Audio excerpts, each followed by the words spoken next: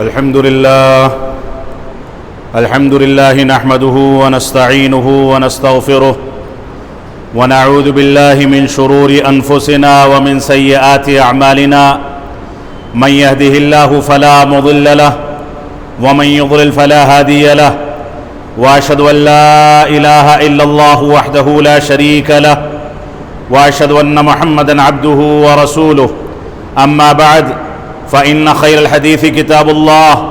وخير الهدي هدي محمد صلى الله عليه وسلم وشر الأمور محدثاتها وكل محدثة بدعة وكل بدعة ضلالة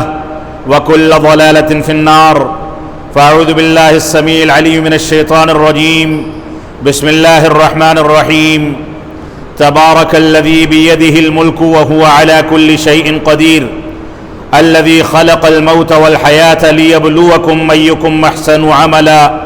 وهو العزيز الغفور۔ محترم سامعین کرام، بزرگان دین، نوجوانان ملت اسلامیہ، گزشتہ خطبہ جمعہ میں آپ حضرات کے سامنے موت کی حقیقت اور موت کے اٹل ہونے کی حقیقت کے بارے میں تھوڑی سی گفتگو موضوع کی تمہید کی شکل میں کی گئی تھی، اور اصل موضوع جس کو واضح کرنا تھا اس کی وضاحت نہیں ہو سکی تھی۔ موت جس سے دنیا کی ساری طاقتوں کو اور پوری کی پوری انسانیت کو، جناتوں کو اور ساری کی ساری چیزوں کو گزرنا ہے، وہ ایک ایسی اٹل حقیقت ہے جس کے بارے میں اللہ رب العالمین نے قرآن مجید کی سورہ رحمان میں ارشاد فرمایا، کل من علیہا فان ویبقى وجہ ربک ذو الجلال والاکرام، کہ دنیا میں جو کچھ ہے وہ سب فنا ہونے والا ہے، صرف اللہ رب العالمین کی ذات گرامی اس دنیا میں باقی رہنے والی ہے، وہ ہمیشہ سے تھی اور ہمیشہ رہے گی۔ وہ زندگی کو پیدا کرنے والا،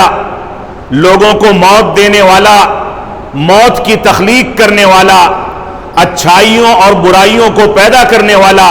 وہی اللہ رب العالمین ہے۔ لہذا انسان کو عزت و وقار چاہیے، عزت و شرف چاہیے، دنیا کی کامیابی چاہیے اور دنیا کے ساتھ ساتھ آخرت کی کامیابی چاہیے، تو وہ اللہ رب العالمین کو راضی کر کے اس کے طریقے اور اس کے ضابطے کے مطابق زندگی گزارے۔ انسان رب کائنات کے ضابطے، اس کی توحید، اس کے احکام و مسائل اور اس کے احکامات سے روگردانی کر کے اگر زندگی گزارتا ہے تو گویا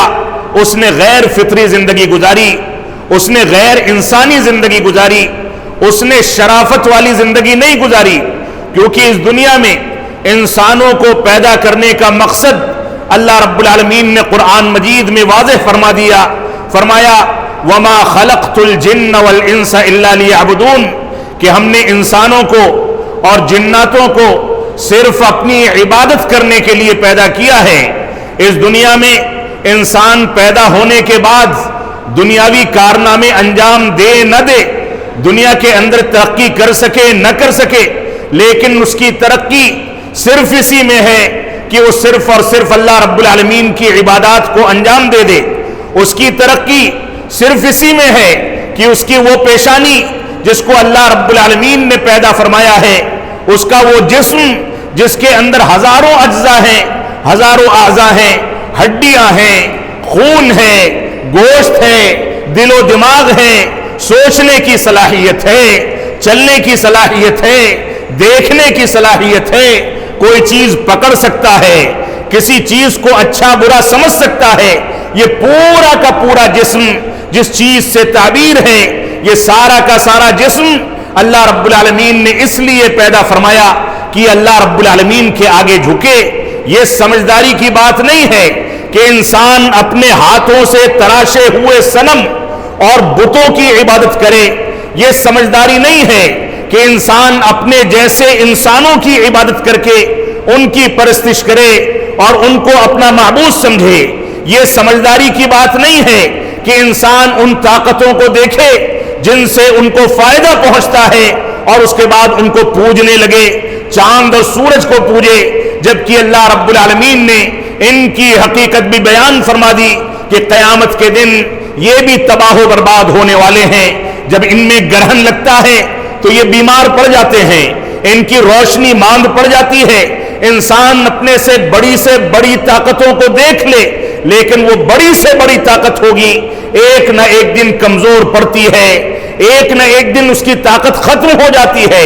انسان اپنی آنکھوں پر کتنا بھی گھمنڈ کر لے، لیکن یہی آنکھیں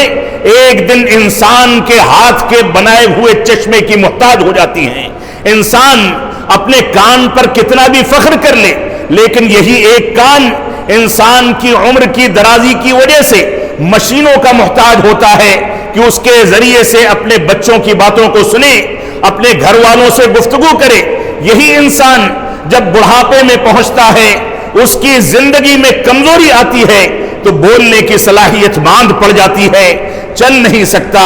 پکڑ نہیں سکتا، سوچ نہیں سکتا، پہچان نہیں سکتا۔ یہ ساری کی ساری نعمتیں کسی بت نے، کسی قبر والے نے، کسی بڑی طاقت نے، کسی دوسرے انسان نے، کسی فرشتے نے، کسی نبی نے، کسی ولی نے، کسی بھی سجادہ نشین نے ہم کو عطا نہیں کی ہیں۔ یہ طاقتیں دینے والا صرف اور صرف اللہ رب العالمین ہے۔ اس وجہ سے ہماری یہ ذمہ داری ہے کہ ہم رب کائنات کی عظمت کو سمجھیں، اس کے مقام کو سمجھیں، اس کے حقوق کو ادا کریں۔ تو گزشتہ خطبہ جمعہ میں آپ حضرات کے سامنے موت کی حقیقت بتائی گئی تھی کہ اس دنیا میں انبیاء کرام آئے اور گزر گئے، اولیاء آئے اور گزر گئے، بڑی سے بڑی طاقتیں جنہوں نے اس دنیا کے اندر بڑا نام پیدا کیا، لیکن ایک دن دیکھتے دیکھتے وہ بھی گزر گئے۔ اس وجہ سے انسان کو اپنی موت کو نہیں بھولنا چاہیے، انسان کو آخرت کی زندگی کو نہیں بھولنا چاہیے، اس بات پر زعم نہیں ہونا چاہیے کہ ہمارے گھرانے میں، ہمارے خاندان میں، ہماری مسجد میں، ہمارے مزاروں پر کوئی ایسا مولوی ہے جو ان کا بیڑا پار کرا لے گا۔ رسول اکرم صلی اللہ علیہ وسلم فاطمۃ الزہرا اپنی سب سے زیادہ چہیتی بیٹی سے فرماتے تھے کہ اے فاطمہ، دنیا میں جو کچھ مانگنا ہے مجھ سے مانگ لو، میری طاقت ہوگی تو میں دوں گا، لیکن آخرت میں تمہارے کام آنے والا نہیں ہوں۔ یہی وجہ ہے کہ اللہ کے نبی صلی اللہ علیہ وسلم جب اپنے کوثر پر پہنچیں گے، حوض کوثر پر، اور ایک جماعت کو آپ سے قریب آنے سے روک دیا جائے گا، جبکہ آپ دیکھیں گے کہ اس ٹولی کے اندر میرے امتی ہونے کی صفات موجود ہیں، ان کے اعضائے وضو چمک رہے ہیں، آپ پہچان جائیں گے کہ یہ لوگ میرے امتی تھے، مجھ کو نبی مانتے تھے، مجھ سے محبت رکھتے تھے، میرے طریقے پر چلتے تھے، لیکن اس کے باوجود ان کو روکا جاتا ہے۔ فرمائیں گے کیوں روکا جا رہا ہے؟ تو کہا جائے گا کہ آپ کو نہیں پتا کہ آپ کے بعد ان لوگوں نے دین کے نام پر نئی باتیں ایجاد کر کے دین کو تباہ و برباد کر دیا۔ اللہ کے نبی صلی اللہ علیہ وسلم فرمائیں گے سحقن سحقن، ان کو مجھ سے دور کر دیا جائے، ان کو مجھ سے دور کر کے اور میرے کوثر سے محروم کر دیا جائے۔ یہ زندگی کا تصور ہے۔ اللہ کے نبی صلی اللہ علیہ وسلم اسی وجہ سے فرماتے ہیں کہ تم میں سے کوئی شخص اپنے اعمال کی بنیاد پر جنت میں داخل نہیں ہو سکتا ہے، اپنے اعمال پر، اپنی نمازوں پر، اپنے صدقات و خیرات پر، اپنی قربانیوں پر، اپنے ذریعے سے کیے جانے والے اعمال پر گھمنڈ کرنے والے، فخر و مباحات کرنے والے، دنیا میں ان چیزوں کا ڈھڈورا پیٹنے والے سن لیں کہ اللہ کے نبی صلی اللہ علیہ وسلم جن کے اگلے پچھلے سارے گناہ معاف ہیں، جن کو کوثر عطا کیا گیا، جن کو شفاعت عظمی عطا کی گئی، جن کے مقام کو سامنے رکھتے ہوئے اللہ رب العالمین نے یہاں تک ضابطہ بنایا کہ قبر میں آنکھیں مدھنے کے بعد جب 3 سوالات کیے جائیں گے تو اس نبی کے بارے میں بھی ایک سوال کیا جائے گا۔ اگر صحیح جواب ہوا تو انسان آخرت کی زندگی میں کامیاب ہوگا،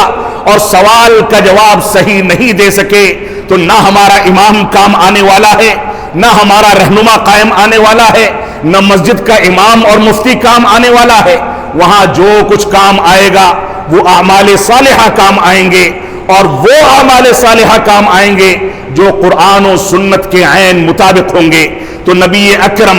جناب محمد الرسول اللہ صلی اللہ علیہ وسلم فرماتے ہیں کہ تم میں سے کوئی شخص اپنے اعمال کے نتیجے میں جنت میں داخل نہیں ہو سکتا. صحابہ کرام نے یک زبان ہو کر کے پوچھا, ولا انت یا رسول اللہ, اے اللہ کے نبی صلی اللہ علیہ وسلم کیا آپ بھی داخل نہیں ہو سکتے؟ جبکہ آپ رات کی تاریکی میں اتنی عبادت کرتے تھے کہ آپ کے مبارک پیر میں ورم آ جاتا تھا, مبارک چہرہ سوج جایا کرتا تھا. اما عائشہ فرماتی ہیں کہ ہم کہتے تھے کہ آپ کے اگلے پچھلے سارے گناہ معاف ہیں, تو آپ اتنا پریشان کیوں ہوتے ہیں؟ تو اس پر رسول اکرم صلی اللہ علیہ وسلم فرماتے تھے, افلا اکون عبدا شکورا, کہ کیا میں اللہ رب العالمین کا شکر گزار بندہ نہ بن جاؤں؟ تو اللہ کے نبی صلی اللہ علیہ وسلم نے فرمایا کہ ولا انا, میں بھی اپنے اعمال کی بنیاد پر جنت میں داخل نہیں ہو پاؤں گا, الا یہ کہ اللہ رب العالمین کی رحمت, اور اللہ رب العالمین کی رحمت میرے اعمال کو اور مجھ کو ڈھانپ لے. اللہ رب العالمین کی نوازش ہو جائے, کرم ہو جائے, جس کی بنیاد پر میں اس قابل قرار پاؤں کہ جنت میں جا سکوں. یہ اللہ کے نبی صلی اللہ علیہ وسلم کا فرمان ہے. اور ہم کس کھیت کی مولی ہیں؟ دنوں رات میں نہ پنج وقتہ نمازوں کی باجماعت ہم پابندی کریں,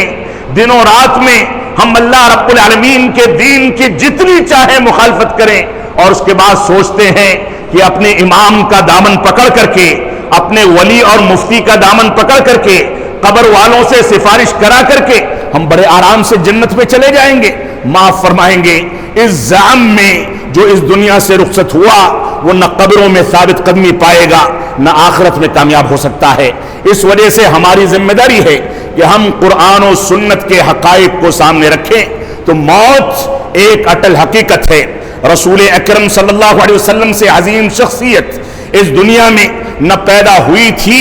نہ پیدا ہو سکتی ہے. اللہ کے نبی صلی اللہ علیہ وسلم کا مقام,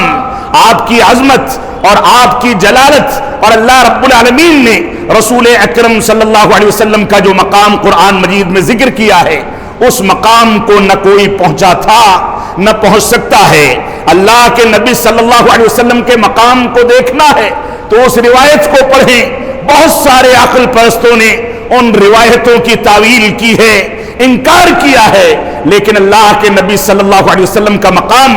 آپ کی شخصیت یہ تھی کہ کفار و مشرکین مکہ نے مطالبہ کر دیا کہ اگر آپ نبی برحق ہیں تو چاند کے 2 ٹکڑے کر دیں. اللہ کے نبی صلی اللہ علیہ وسلم نے اللہ رب العالمین کی اجازت سے اشارہ کیا کیا, چاند کے 2 ٹکڑے ہو گئے. اللہ رب العالمین نے اس کو قیامت کی نشانی اور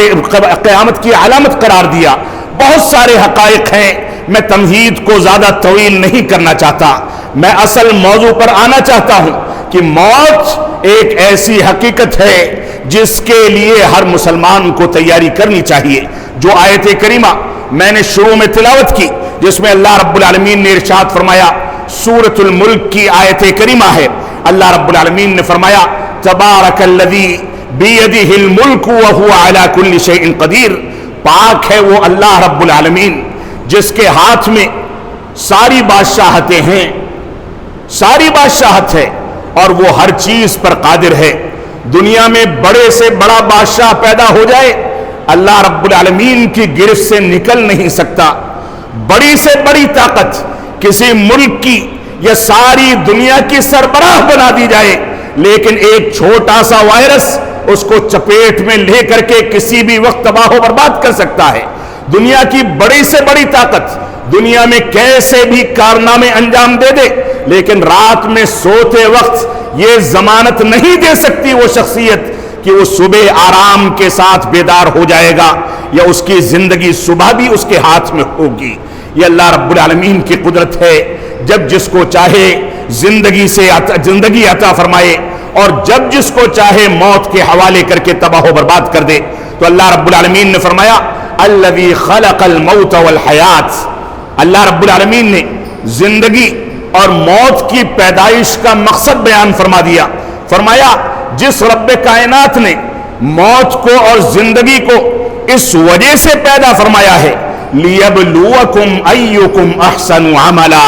تاکہ تم کو دیکھے، آزمائے اور تمہارا امتحان لے کہ تم میں سے زیادہ بہتر اعمال کو انجام دینے والا کون ہے۔ ایک شخص 5 وقتہ نمازوں کی پابندی کرتا ہے، وہ دیکھے کہ کون سا ایسا انسان ہے جو 5 وقتہ نمازوں کے ساتھ ساتھ نوافل کا بھی اہتمام کرتا ہے۔ جو انسان نوافل کا اہتمام کرتا ہے وہ اس بات کو دیکھے کہ کون سا ایسا انسان ہے جو تہجد اور قیام اللیل کا بھی اہتمام کرتا ہے۔ جو تہجد اور قیام اللیل کا بھی اہتمام کرتا ہے وہ دیکھے کہ کون سا ایسا انسان ہے جو غریبوں کا خیال کرتا ہے، درخت لگواتا ہے، موت کے بعد کی تیاری کرتا ہے، لوگوں کے لیے پانی کھانے کا انتظام کرتا ہے۔ کون سا ایسا انسان ہے جو خدمت خلق کر کے اللہ رب العالمین کی قربت اختیار کرتا ہے؟ تو اللہ رب العالمین نے زندگی اور موت کو ہماری آزمائش کے لیے پیدا فرمایا، اور وہ ضابطہ جو رسول اکرم صلی اللہ علیہ وسلم نے اپنی ایک صحیح حدیث کے اندر ذکر کیا ہے وہ ہمارے سامنے ہونا چاہیے کہ دنیاوی امور میں انسان کو ہمیشہ اپنے سے نیچے والے آدمی کو دیکھنا چاہیے۔ ہم نے اگر 1000 روپے کا کپڑا پہنا ہے تو ہم دیکھیں کہ کوئی ایسا بھی انسان ہو سکتا ہے جس کو وہ نصیب نہ ہو، اس کی وجہ سے ہم اپنے کپڑے پر اللہ رب العالمین کی شکر گزاری ادا کریں گے۔ جس انسان کے پاس دونوں پیر،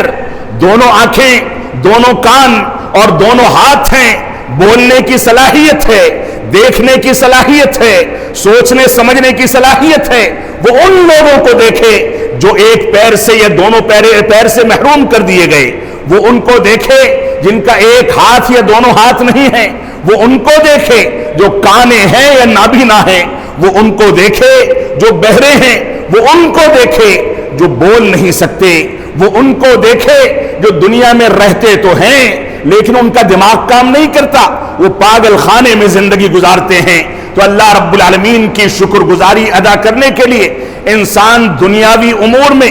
اپنے سے نیچے والوں کو دیکھتا ہے تو شکر گزاری کا جذبہ پیدا ہوتا ہے، اور دینی امور میں اللہ کے نبی صلی اللہ علیہ وسلم نے فرمایا کہ اپنے سے زیادہ عمل کرنے والے کو دیکھو تاکہ یہ زعم اور گھمنڈ پیدا نہ ہونے پائے کہ میں تو 5 وقتہ نمازیں پڑھتا ہوں، میں تو اللہ رب العالمین کا شکر گزار ہوں۔ جب اپنے سے اوپر والے کو دیکھو گے تو اپنی عبادتیں کم تر لگیں گی اور عبادت کی کثرت کے لیے تم آگے بڑھتے چلے جاؤ گے، شکر گزاری کا جذبہ بڑھتا چلا جائے گا۔ یہ ہماری ذمہ داری ہے۔ تو اللہ رب العالمین نے فرمایا جس نے زندگی اور موت اس وجہ سے پیدا فرمائے تاکہ دیکھے کہ تم میں بہتر اعمال انجام دینے والا کون ہے، وَهُوَ الْعَزِيزُ الْغَفُورُ، اور اللہ رب العالمین غالب ہے اور بخشنے والا ہے۔ اللہ رب العالمین، اللہ کے رسول صلی اللہ علیہ وسلم نے ارشاد فرمایا، صحیح بخاری کی روایت ہے کہ مَثَلُ الَّذِي يَذْكُرُ رَبَّهُ وَالَّذِي لَا يَذْكُرُ رَبَّهُ مَثَلُ الْحَيِّ وَالْمَيِّتِ۔ اللہ کے نبی صلی اللہ علیہ وسلم فرماتے ہیں، صحیح بخاری کی روایت ہے کہ اس انسان کی مثال جو اللہ رب العالمین کا ذکر کرتا ہے، اللہ رب العالمین کی شکر گزاری ادا کرتا ہے، اللہ رب العالمین کے ذکر و اذکار کو اپنی زبان پر جاری رکھتا ہے، اور وہ انسان جو اللہ رب العالمین کا ذکر نہیں کرتا، نا شکرے پن کا شکار ہے، قرآن و سنت سے دوری کی زندگی اختیار کرتا ہے، ان دونوں کی مثال مردہ اور زندے کی مثال ہے۔ جو ذکر الہی میں مشغول رہتا ہے وہ زندگی گزارتا ہے، وہ زندہ انسان ہے، اور جو ناشکرا ہے وہ مردہ ہے۔ اللہ رب العالمین نے پیدا فرمایا ہم نمازیں نہیں پڑھتے، گویا ہم چلتی پھرتی لاش ہیں۔ اللہ رب العالمین نے پیدا فرما کر کے ہم کو قرآن و سنت کا حکم دیا، اس کی پیروی کا حکم دیا، اتباع رسول کی پیروی کا حکم دیا۔ اگر ہم بدعات و خرافات کو اختیار کرتے ہیں تو گویا ہم چلتے پھرتے مردہ ہیں، ہم زندگی کے حقدار نہیں ہیں۔ اس وجہ سے ہماری ذمہ داری ہے کہ ہم اس زندگی کی آزمائش میں کھرے اتریں، اللہ رب العالمین کے شکر گزار بندے بنے، قرآن و سنت کی پیروی کریں۔ اللہ رب العالمین، اللہ کے رسول صلی اللہ علیہ وسلم نے اس عظیم روایت کے اندر اسی کا تذکرہ فرمایا، اور ایک دوسری جگہ پر رسول اکرم صلی اللہ علیہ وسلم فرماتے ہیں صحیح مسلم کی روایت ہے کہ اذا مات الانسان انقطع عنہ عملہ الا من ثلاث، کہ جب انسان مر جاتا ہے تو اس کے اعمال کا سلسلہ روک دیا جاتا ہے سوائے تین چیزوں کے۔ تین چیزیں موت کے بعد بھی اس کو فائدہ پہنچاتی ہیں، الا من صدقۃ جاریہ، سوائے صدقہ جاریہ کے۔ انسان دنیا کے اندر کوئی ایسا کام انجام دے دے جس سے اس کی موت کے بعد بھی فائدہ اٹھایا جائے، کوئی ایسی نیکی کا کام جو موت کے بعد بھی لوگ اس سے فائدہ اٹھاتے ہیں تو مردے کے لیے وہ چیز مفید ثابت ہوتی ہے۔ کوئی پینے کے پانی کا انتظام کر جائے، کوئی درخت لگوا دے، کوئی قرآن مجید کے نسخے مسجدوں میں رکھوا دے، کوئی کسی کو علم شریعت سکھا دے، کسی کو شریعت کا طریقہ سکھا دے، کوئی اچھے کاموں کی بنیاد رکھ جائے تو ساری زندگی وہ موت کے بعد بھی پوری مدت تک ان چیزوں کے ذریعے صدقے جاریہ کے طور پر فائدہ اٹھاتا رہے گا۔ اور دوسری چیز فرمائی او علم ينتفع به، یا ایسا علم جس سے اس کی موت کے بعد فائدہ اٹھایا جائے۔ وہ انسان جو مرنے والا ایسا انسان تھا کہ لوگوں کو اچھی سیکھ دے گیا، شریعت اسلامیہ کے علم سے بہراور کر گیا، لوگوں کو اچھی تعلیم دے گیا، لوگوں کے درمیان قرآن و سنت کی تعلیم کو عام کر گیا، تو موت کے بعد بھی وہ چیز اس کو فائدہ پہنچائے گی۔ او ولد صالح یدعو لہ، یا اس کی نیک اولاد جس کی اس نے تربیت اس طریقے سے کی کہ وہ 5 وقتہ نمازوں کی پابندی کرتا ہے، اس طریقے سے کی کہ وہ اپنے ماں باپ کے لیے دعائیں کرتا ہے، ان کی تربیت میں اس نے اتنی دلچسپی دکھائی کہ اس کے مرنے کے بعد بھی وہ قرآن و سنت کی تعلیمات کی تنفیذ کے لیے کوششیں کرتے ہیں، تو ان کا عمل کرنا یہ ان کے ماں باپ کے لیے ماں باپ کی موت کے بعد بھی مفید ثابت ہوتا ہے اور صدقہ جاریہ بنتا ہے۔ اس وجہ سے ہماری ذمہ داری ہے کہ ہم قرآن و سنت کی پیروی کریں۔ اور رسول اکرم صلی اللہ علیہ وسلم فرماتے ہیں، انس بن مالک رضی اللہ تعالیٰ عنہ راوی حدیث ہیں، فرماتے ہیں، بزار کی صحیح روایت ہے، علامہ البانی رحمۃ اللہ علیہ نے اس کو حسن قرار دیا، فرمایا کہ سبع یجری للعبد اجرہن، کہ 7 ایسی چیزیں ہیں جن کا اجر اور ثواب انسان کے لیے اس کی موت کے بعد بھی جاری رکھا جاتا ہے، اس کو فائدہ پہنچتا رہتا ہے۔ من علم علما، ایسا انسان جو مرنے والا تھا، مرنے والے انسان نے اپنی زندگی میں لوگوں کو اچھی تعلیم دی، قرآن و سنت کی تعلیم سے بہراور کیا۔ آج کے دور میں اس صفت کی بہت زیادہ کمی نظر آتی ہے، اس پر کسی موقع سے تفصیل سے گفتگو کی جائے گی کہ علم شریعت کا مقام کیا ہے، علماء کرام کی قدر و منزلت کیا ہے۔ اور آج کے لوگوں نے، معاف فرمائیں گے آج کے نوجوانوں نے اور نئی نسلوں نے جس انداز سے علماء کرام کی قدر و منزلت کو ملیا میٹ کیا ہے، یہ دنیا کے لیے اور ہماری زندگی کے لیے بہتر ثابت نہیں ہو سکتا ہے، بلکہ اس کی وجہ سے ہم خسارے اور گھاٹے میں پڑتے چلے جا رہے ہیں اور تباہی کی طرف اپنے قدموں کو بڑھا رہے ہیں۔ آج سوشل میڈیا نے، گوگل نے، یوٹیوب نے اور سوشل میڈیا کے مختلف چینلوں نے جس انداز سے ہماری جیبوں پر حملہ کیا ہے، ہمارے گھرانوں پر حملہ کیا ہے، ہمارے خاندانوں پر حملہ کیا ہے، ہم علماء کرام سے کٹ کر کے جس انداز کی زندگی گزار رہے ہیں، اس زندگی نے ہم کو تباہی کی طرف دھکیل دیا ہے۔ ہماری ذمہ داری ہے کہ ہم علماء کے مقام کو سمجھیں، وقت ختم ہونے کو ہے، اس وجہ سے حدیث کا ترجمہ کر کے میں بات کو ختم کروں گا، کسی دوسرے موقع سے اس کی شرح پیش کی جائے گی۔ فرمایا من علم علما، جس نے علم شریعت کو لوگوں کو سکھا دیا، وہ سکھانا موت کے بعد بھی ان کے لیے مفید ثابت ہوگا۔ او اجرا نہرا، یا جس نے کسی نہر کو جاری کیا، یہ نہر کا جاری کرنا، اس سے جانور بھی فائدہ اٹھاتے ہیں، انسان بھی فائدہ اٹھاتے ہیں، مسلمان بھی فائدہ اٹھاتے ہیں اور غیر مسلم بھی فائدہ اٹھاتے ہیں۔ یہ خدمت خلق کی وجہ سے رسول اکرم صلی اللہ علیہ وسلم نے اس میں شامل فرمایا جس نے نہر جاری کر دی اس کو بھی جب تک نہر سے فائدہ اٹھایا جائے گا، جب تک فائدہ پہنچتا رہے گا، او حفر بئرن، یا جس نے کوئی کنواں کھدوا دیا، او غرس نخلا، یا جس نے کوئی درخت یا باغیچہ لگوا دیا، کوئی پھلدار اور ثمردار درخت اگا دیا، اس سے لوگ فائدہ اٹھاتے ہیں، جانور کھاتے ہیں، غیر مسلم اور مسلمان اس کے پھلوں سے فائدہ اٹھاتے ہیں، ان چیزوں سے بھی اس کو فائدہ پہنچے گا۔ اور موجودہ آلودگی کے دور میں، پولوشن کے دور میں، بیماریوں کے دور میں، آکسیجن کی کمی کے دور میں آپ دیکھ لیں کہ مسلم محلوں میں یا دوسرے محلوں میں درخت لگانے کی جو اہمیت ہے اس سے ہر انسان واقف ہے، لیکن اسلام نے 1400 سال پہلے اس کو خدمت خلق کے طور پر ایسا عمل قرار دیا جس کے نتیجے میں انسان دنیا میں بھی فائدہ اٹھاتا ہے اور آخرت میں بھی یہ فائدہ جاری رہتا ہے۔ اور اس کے بعد فرمایا جس نے کوئی نہر جاری کر دی، جس نے کوئی مسجد بنوا دی وہ بھی موت کے بعد فائدہ اٹھائے گا، جس نے کوئی مصحف اور قرآن مجید کا نسخہ کہیں وقف کر دیا جب تک اس کو پڑھا جائے گا جب تک اس کو فائدہ پہنچے گا، یا جس نے کوئی نیک اولاد، ایسی اولاد چھوڑی جو اس کی موت کے بعد اپنے مر جانے والوں کے لیے استغفار کرتی ہے، توبہ استغفار کرتی ہے، دعائیں کرتی ہے، تو یہ چیز بھی اس کے مر جانے والوں کو